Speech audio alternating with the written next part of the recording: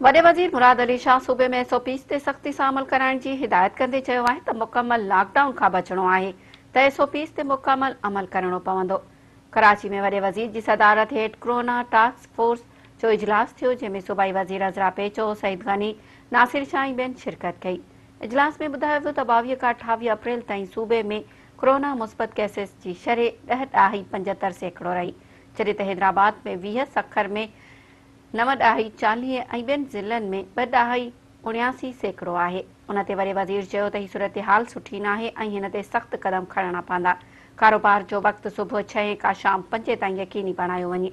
वॾे वज़ीर कारोबार जे वक़्त वारे मामले ते नासिर शाह, सईद गनी ऐं अवेस शाह ते बदल कमेटी क़ाइमु करे छॾी। कमेटी वापारियुनि ऐं ट्रांसपोर्टर्स खे एतमाद में वठी सख़्त क़दम खणंदी। वॾे वज़ीर इंटरसिटी बस ट्रांसपोर्ट ते सख़्ती सां अमल कराइण जी हिदायत कंदे चयो आहे त ॿियनि सूबनि खां बि पब्लिक ट्रांसपोर्ट जो सिंध में दाख़िल थियण ते मना आहे। जेकॾहिं कंहिं सूबे मां मुसाफ़िर गाॾी अची बि वञे त उनखे वापसि वञणु न ॾिनो वञे। इजलास दौरान ॻाल्हाईंदे वॾे वज़ीर जो त कुझु ख़ानगी आफ़िसनि में मुलाज़िमनि जी घटि हाज़िरी वारे फ़ैसिले ते अमल पियो कयो वञे। उन्हनि जे ख़िलाफ़ फ़ौरी तौर कार्रवाई कई वञे।